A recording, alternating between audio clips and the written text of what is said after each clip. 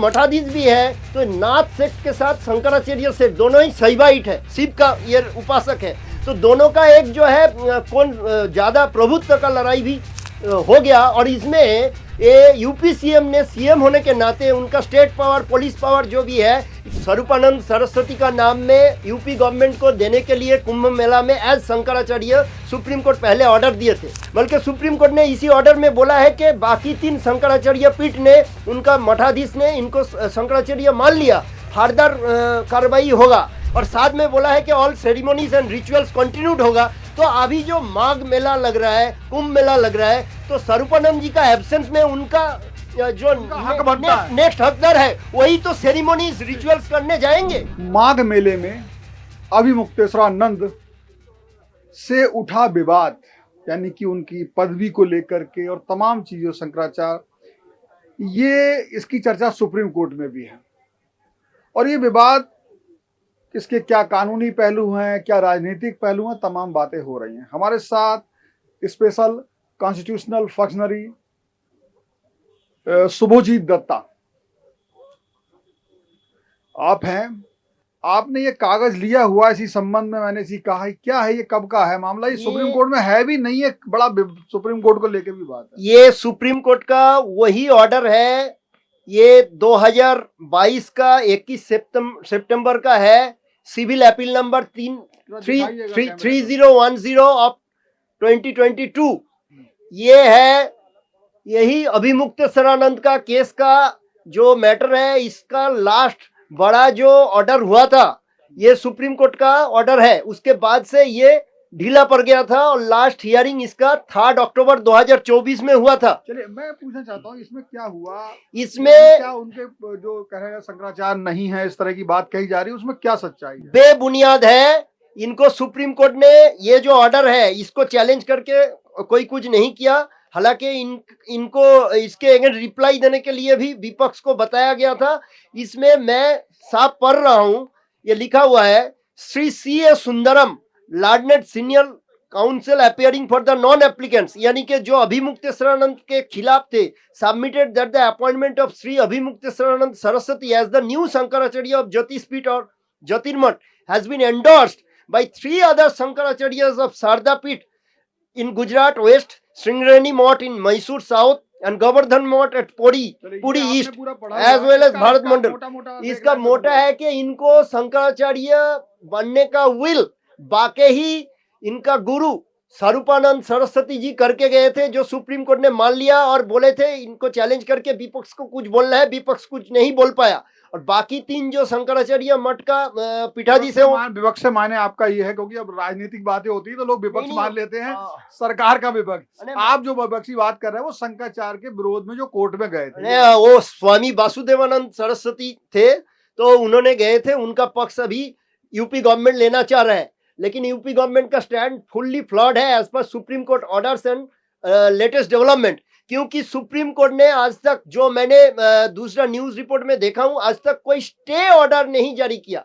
इसमें स्टेटस को मेंटेन करने के लिए लिखा गया था और स्टेटस को कंडीशनली मेंटेन करने के लिए लिखा गया था कि स्वरूपानंद सरस्वती का निधन हो गया, इसके मतलब ये नहीं कि ये अभिमुक्तेश्वरानंद जी और इन लोगों ने जो है कोई रिचुअल सेरेमनी ये नहीं करेंगे, चुपचाप बैठ जाएंगे। और स्वरूपानंद जी विल करके गए थे और विल में बाकी ही लिख के गए थे कि इनका जो नेक्स्ट शंकराचार्य अभिमुक्तेश्वरानंद जी बनेंगे। अब अभिमुक्तेश्वरानंद जी ने गलती क्या कर लिया, उन्होंने प्रिपरेशन ठीक से नहीं किया, साथ में लॉयर्स लेके जाना चाहिए था, ये सब पेपर्स लेके जाना चाहिए था, ये जो अभी माघ मेला में शाही स्नान के लिए, तो उसमें जाके ये दिखा देते और प्रॉपर इंटरप्रिटेशन कर देते तो उनको रोकने का किसी का हिम्मत नहीं था। और इसमें जो प्रयागराज का कुंभ मेला का एरिया का जमीन का विवाद भी जुड़े हुए हैं। सुप्रीम कोर्ट ने SLP में जो है, ये एक्चुअली इलाहाबाद हाईकोर्ट का एक फास्ट अपील के अगेंस्ट सुप्रीम कोर्ट में मैटर आया था, तो वो फास्ट अपील का नंबर कोई, उससे क्या मतलब है इसका?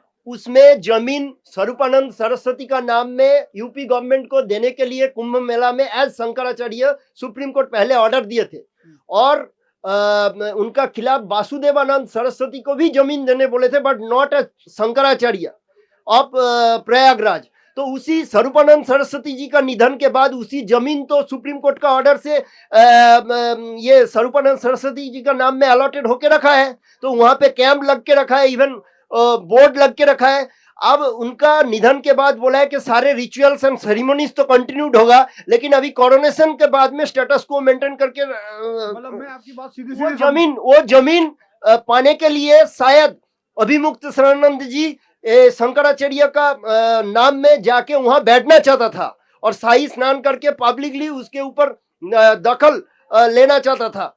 तो वो यूपी गवर्नमेंट का अभी हाथ में है, यूपी गवर्नमेंट अभी वो जमीन नहीं देना चाहता है और अपना कब्जे में रख दिया सुप्रीम कोर्ट का ऑर्डर के बावजूद, जबकि वासुदेवानंद जी जो ये स्वरूपानंद जी का खिलाफ था या अभिमुक्त शरणानंद जी का खिलाफ था, जिनको शंकराचार्य सुप्रीम कोर्ट ने भी पहले नहीं माना, इन्होंने जमीन इनके मिल गया था, तो ये जमीन को भी जो पाना चाहता है अभिमुक्त शरणानंद जी, ये भी इसका एक पार्ट है। अभिमुक्त शरणानंद जी के अगेंस्ट ऐसे कोई ऑर्डर नहीं है कि इन्होंने शंकराचार्य नहीं है, बल्कि सुप्रीम कोर्ट ने इसी ऑर्डर में बोला है कि बाकी 3 शंकराचार्य पीठ ने, उनका मठाधीश ने इनको शंकराचार्य मान लिया, फर्दर कार्रवाई होगा। तो फर्दर कार्रवाई के लिए अभी टाइम ले रहा था। मैं आम आदमी के नजरिए से 2-3 सवाल क्लियर करना चाहता हूँ। नंबर 1, आपने जो मुझे समझाया मेरी समझ में आया कि स्टेटस को की वजह से जो भी कहा गया है, अभिमुक्तेश्वरानंद जो है शंकराचार्य हैं, बात नंबर 1।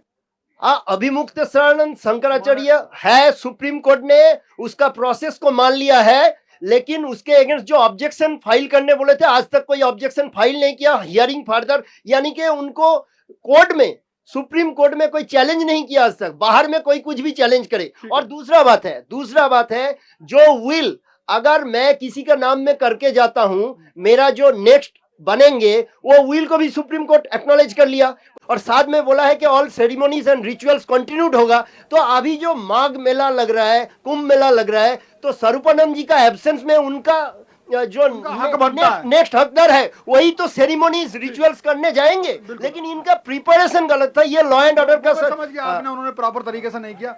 अब उनकी जो जमीन की बात हो रही है, जमीन का भी इसमें जमीन अगर यूपी गवर्नमेंट देती तो अभिमुक्तेश्वरानंद वहां पर उसको एक्वायर कर सकते थे। जमीन ऑलरेडी यूपी गवर्नमेंट को सुप्रीम कोर्ट ऑर्डर देके रखा था स्वरूपानंद जी का नाम में देने के लिए कुंभ मेला का प्रेमिसेस में, तो स्वरूपानंद जी का नाम में जमीन ऑलरेडी है, होगा। अगर नहीं दिया तो यूपी गवर्नमेंट ने सुप्रीम कोर्ट का कंटेम्प्ट करके रखा है, जवाब देना पड़ेगा। तो अच्छा एक चीज देखें, अब इसमें 2-3 बातें हो रही हैं और एक बड़ा बात है, मैं जुड़ दूं, मैं उस दिन देख रहा था जिस दिन ये झड़प टाइप का जो भी हुआ है या बवाल हुआ है, उसमें प्रयागराज का डीएम खड़े थे जिसका नाम शायद मनीष करके कुछ है।